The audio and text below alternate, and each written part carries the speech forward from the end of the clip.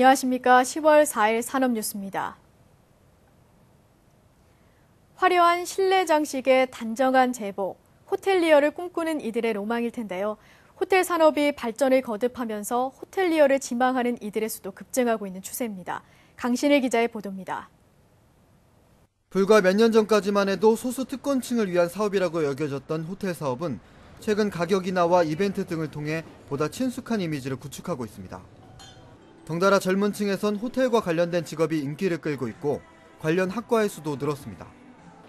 이러한 관심을 반영하듯 올해로 2회째를 맞는 호텔 산업 채용 박람회에는 발 디딜 틈이 없을 정도로 많은 인파가 몰렸습니다. 호텔리어를 꿈꾸며 호텔 경영을 전공하며 학교에서 많은 것을 배웠었는데요. 막상 이렇게 박람회로 현장을 와보니까 제가 알지도 못했고 처음 들어보는 호텔도 많이 있고 좀 더 많은 것을 느낄 수 있었던 시간이었던 것 같습니다. 유명 호텔 50곳이 한자리에 모이는 것이 이례적일 뿐 아니라 선배 호텔리어로부터 현장의 생생한 목소리까지 들을 수 있었습니다. 특히 뚜렷한 정보 없이 막연히 꿈을 키워왔던 이들에겐 진짜 호텔리어가 되기 위한 덕목을 알게 해주는 자리였습니다. 호텔리어가 되기 위해서는 많은 자격증이 필요합니다. 그 많은 자격증 중에 외국어도 필요하고 요리와 관련된 조리와 관련된 자격증도 필요합니다.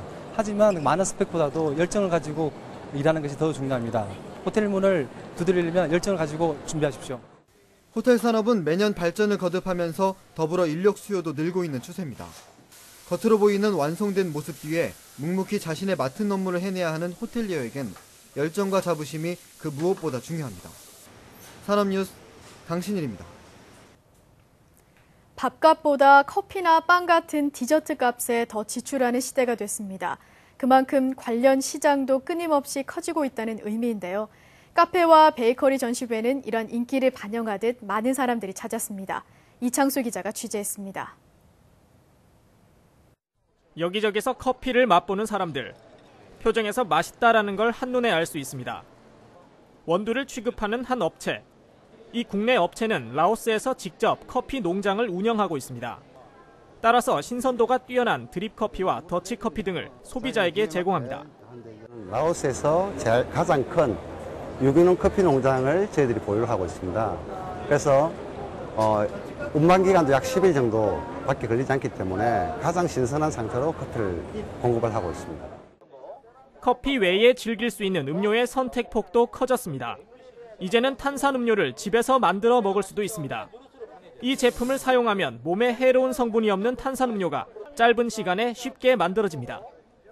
이용하시면은 집에 있는 매실 원액이나 홍초 같은 거 섞어 드시면은 건강에 보탬이 있는 천연 탄산수를 만들어 먹을 수가 있고요. 비용적으로도 굉장히 저렴하게 양질의 탄산수나 음료수를 만들어 먹을 수가 있습니다. 지난 2일 카페 베이커리 전시회가 일산 킨텍스에서 개막했습니다. 갈수록 커지는 관련 시장 상황을 반영하듯 많은 사람들이 관심을 갖고 전시회장을 찾았습니다. 자격을 준비하는 중이고요. 그래서 관심이 있어가지고서는 이제 오게 됐어요. 이날 국가대표 바리스타 선발을 위한 실기시험도 즉석에서 열렸습니다.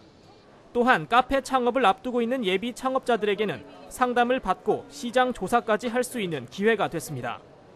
올해 우리나라 커피 시장 규모는 약 4조 원. 전체 음료와 베이커리를 합치면 더욱 거대한 시장이 형성되고 있습니다. 산업뉴스 이창수입니다. 공정거래위원회는 지난 2일 42개 품목에 대한 기준을 개선 보완하는 것을 골자로 하는 소비자 분쟁 해결 기준 개정안을 마련해 행정 예고에 들어갔습니다. 우선 자동차 차체 부식과 관련해 현행 품질 보증 기간이 너무 짧다는 점을 고려해 기존 2년에서 5년으로 변경했습니다. 철도 화물의 경우에는 연착으로 인해 발생하는 소비자 피해에 대해 사업자가 그 손해액을 배상하도록 했습니다. 또 스마트폰 등 전자제품 수리 시 리퍼 제품으로의 교환은 수리로 본다는 규정을 신설해 리퍼 부품 사용을 권장했습니다. 대한상공회의소가 943개 소매 유통업체를 대상으로 조사한 결과 4분기 소매 유통업 경기 전망지수가 3분기보다 4포인트 하락한 101로 집계됐습니다. 그러나 여전히 기준치를 상회하고 있어서 지난 추석 시즌 살아났던 소비 심리가 연말 특수로 이어질 것이라는 낙관적인 전망입니다. 업태별로는 홈쇼핑이 148을 기록하며 4분기 매출 상승이 기대됐고 백화점과 슈퍼마켓, 인터넷 쇼핑몰도 기준치를 웃돌았습니다. 반면 대형마트와 편의점은 4분기 지수가 각각 6포인트와 15포인트 하락했습니다. 계속해서 주요 산업단신입니다. 최근 10년 동안 국내 전체 산업 가운데 섬유와 의복 산업의 공장 변적이 유일하게 감소한 것으로 나타났습니다. 2002년부터 10년간 섬유 업종의 공장 변적은 4,064만 제곱미터에서 3,228만 제곱미터로 20.6% 감소했습니다. 2008년부터 최근 5년간 10대 대기업의 공정거래법 위반 건수가 30대 대기업 전체의 절반 이상을 차지했습니다. 기업별로 보면 삼성이 48건으로 가장 많았고 SK 45건, 롯데 34건 등의 순이었습니다. 벤처기업협회와 중소기업중앙회가 주관하는 문화경영 활성화 사업인 주머니 프로젝트 4차 교육이 오는 7일 벤처기업협회 벤처아카데미에서 열립니다. 주머니 프로젝트는 중소벤처기업의 스토리텔링 마케팅 전문가를 양성하는 교육입니다. 산업연구원은 오는 7일 중부 대한상공회의소에서 한중 서비스 산업 투자 협력 방안 국제 세미나를 개최합니다. 세미나는 한중 서비스 산업 투자 협력 방안과 업종별 한중 투자 협력 방안 등으로 구성되어 있습니다. 우리나라의 쌀 소비량은 점점 줄어드는 반면 커피 소비는 가파르게 증가하고 있습니다.